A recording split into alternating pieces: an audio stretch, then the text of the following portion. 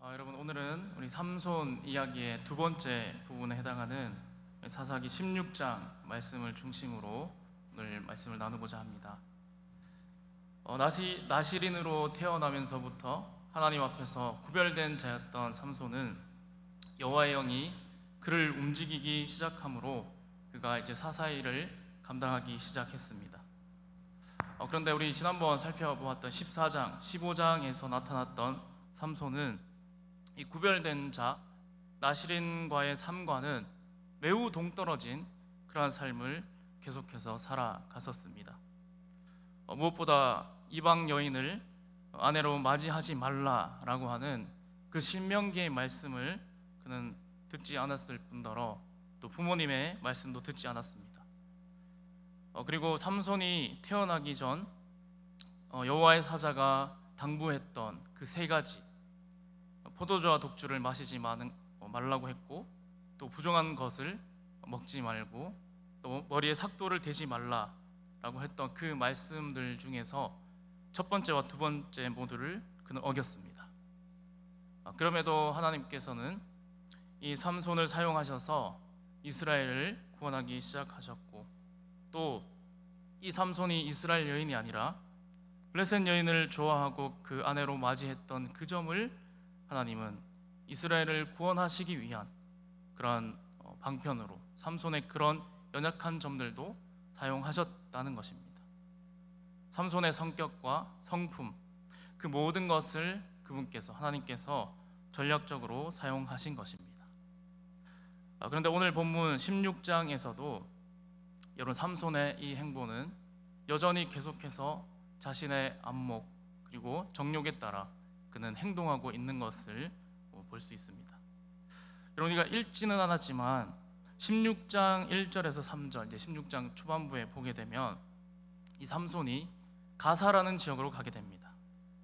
거기서 한 기생을 만나는데 거기에서 삼손의 이 행동을 특정하는 이 동사가 세 가지가 나타나는데, 보면 1절에 삼손이 가사에 가서 거기서 한 기생을 보고 그에게로 들어갔더니 하고, 삼손이 가서 보고 들었다라는 그 동사로 이 삼손의 행동을 특정하고 있습니다.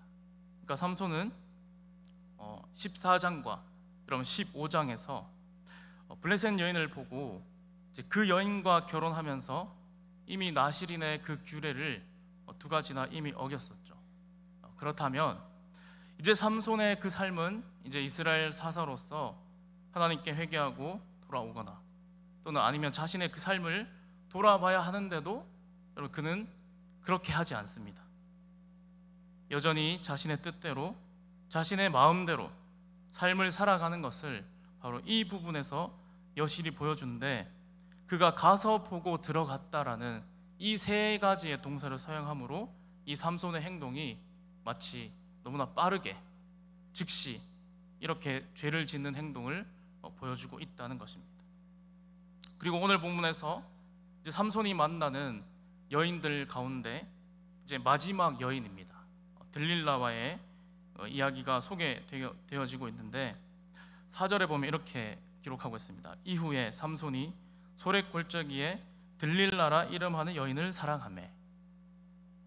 그러니까 기생을 만났던 것은 이제 잠깐이고, 그 이후에 또다시 블레셋 다른 여인을 만나게 됩니다.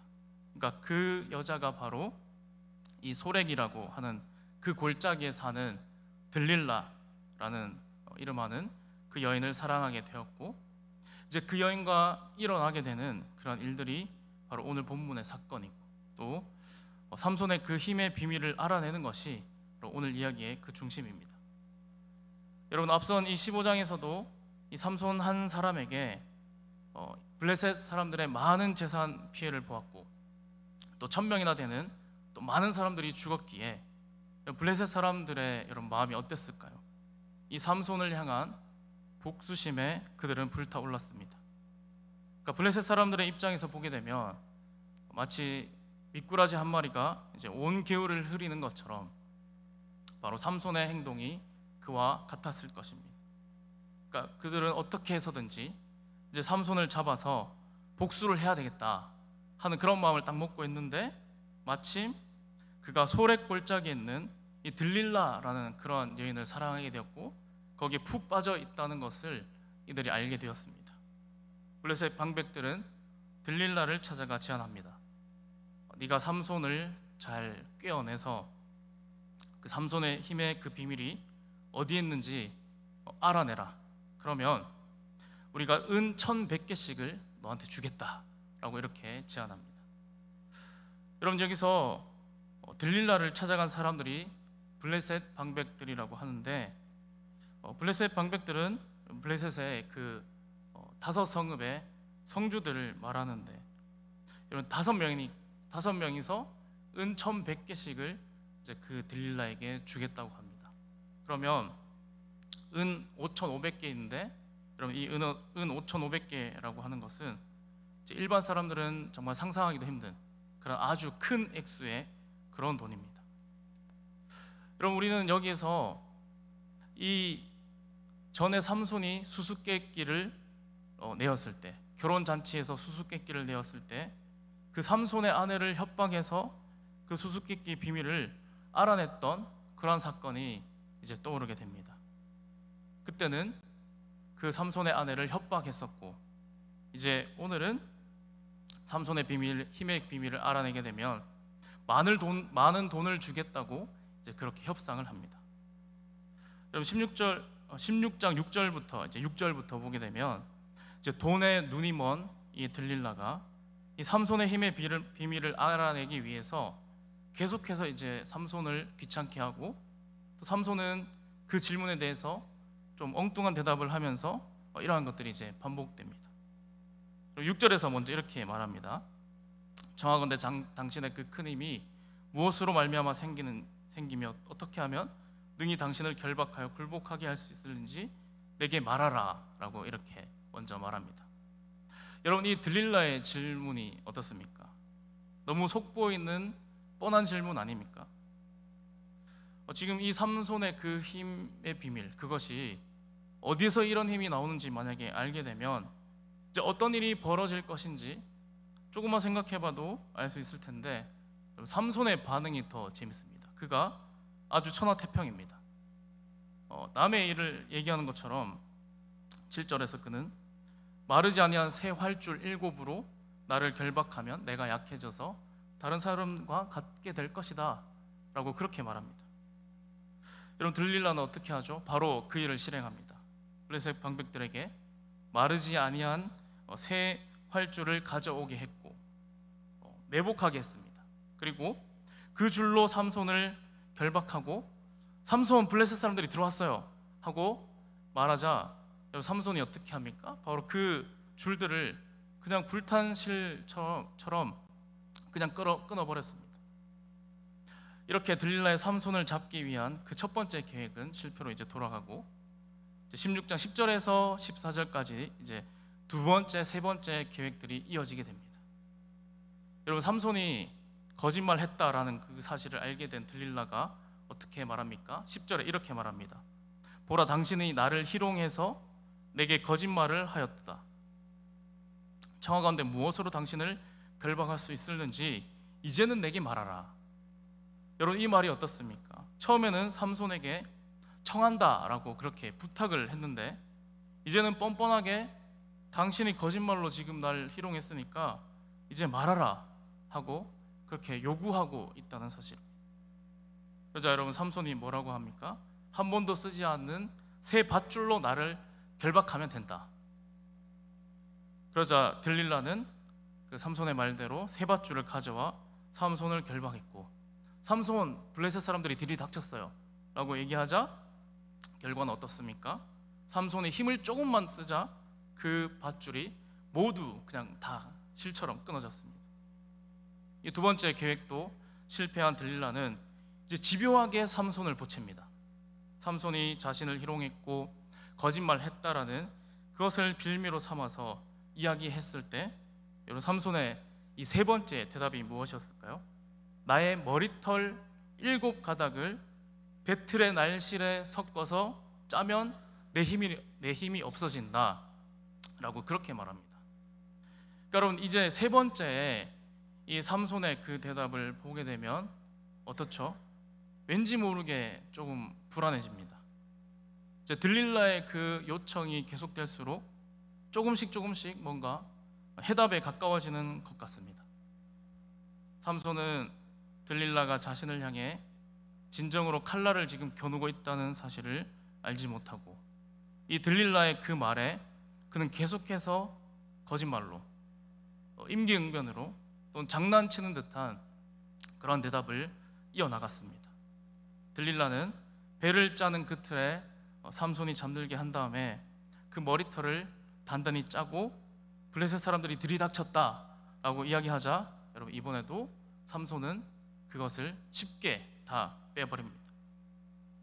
그래서 여러분, 이제 15절에서 들릴라가 이렇게 말하죠. 이제는 15절에서 말할 때는 그 앞에서 있었던 말과 또 다르게 다른 말을 첨가해서 합니다.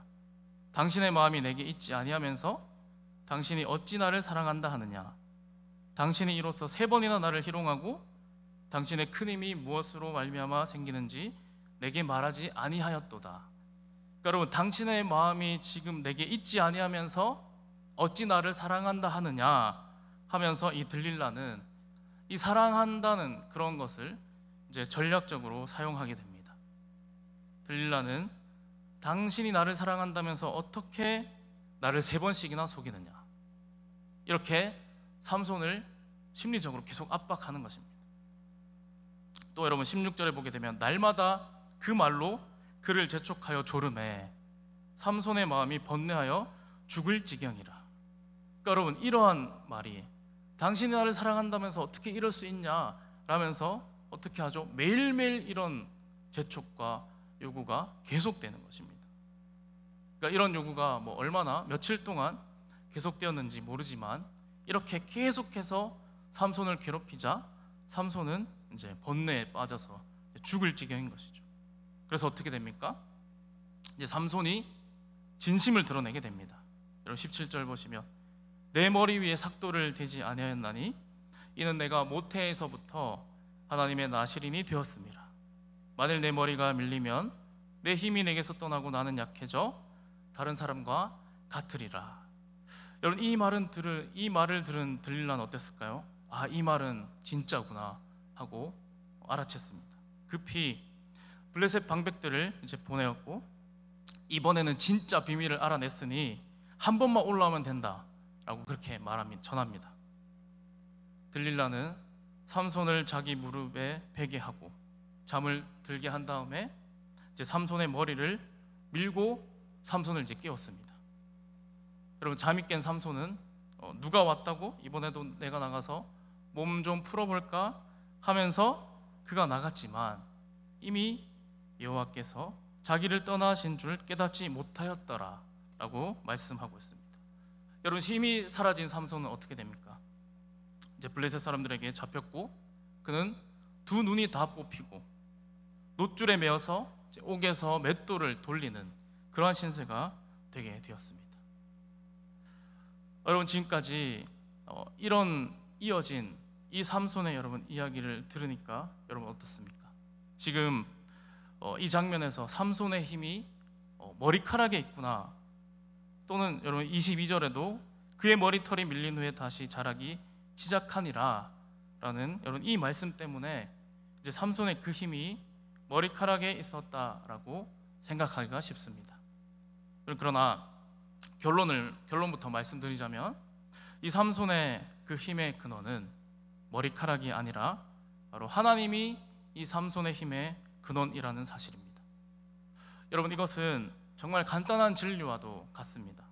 예를 들면 여러분, 우리가 내가 똑똑하고 머리가 좋다고 해서 내가 이 지혜의 근원입니까? 여러분, 내가 공부를 열심히 해서 공부를 잘하게 된 것입니까? 아니면 여러분, 돈을 많이 벌었다라고 가정했을 때 그 재물은 내가 잘해서 번 것입니까? 아니라는 것입니다.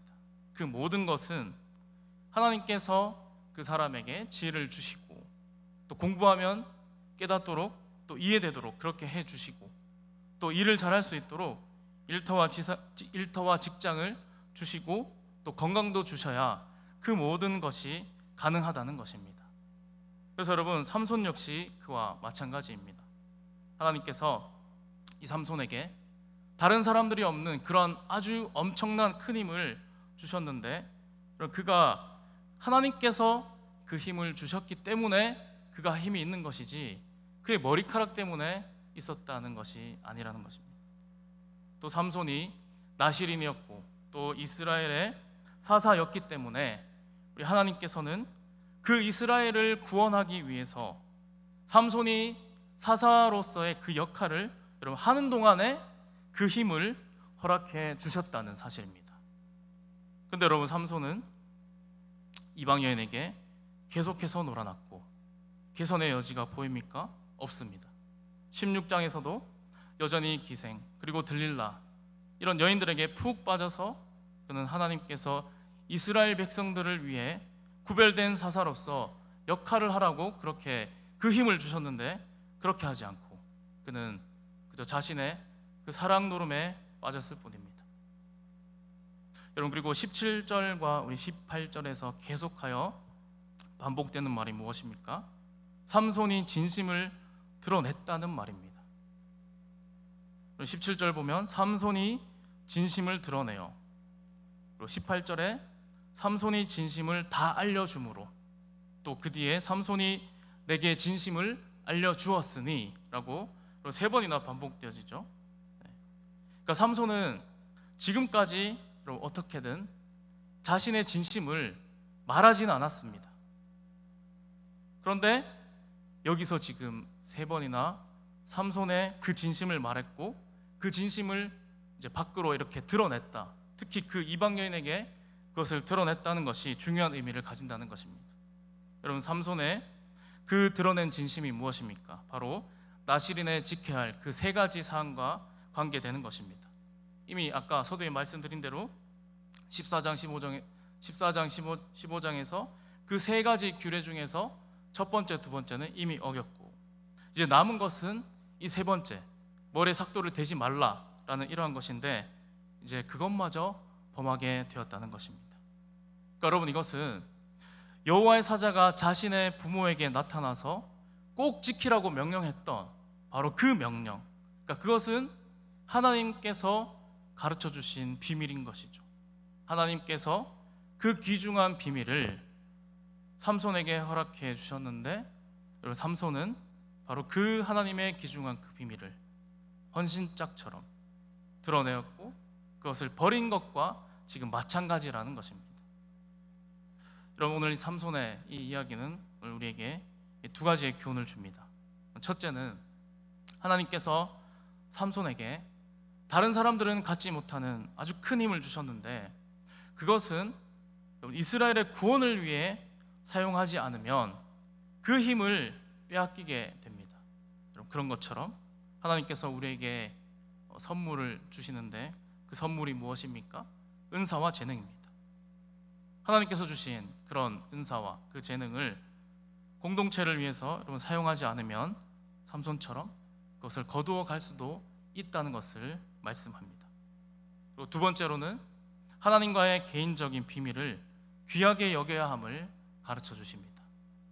여러분, 이것은 하나님과의 개인적인 체험이나 또 경험들이 있다면 그것은 하나님과의 개인적인, 인격적인 그러한 관계에 해당하는 것이기 때문에 그런 것을 가볍게 여기거나 함부로 발설하지 않도록 우리에게 주의해야 한다는 것을 가르쳐 주십니다. 여러분, 오늘 우리는 이 말씀을 잊지 않고 잘 기억하여서 우리가 하나님이 주신 것, 나에게 허락하신 이 모든 것은 바로 주님께서 허락하신 아주 귀한 것이기에 우리가 그것을 공동체를 위해 봉사하고 또 나누고 그렇게 살아가며 또한 하나님과의 그런 인격적인 관계가 더욱더 깊어지고 풍성해질 수 있는 저와 여러분의 복된 삶이 되어지기를 간절히 소망합니다. 우리 함께 기도하겠습니다.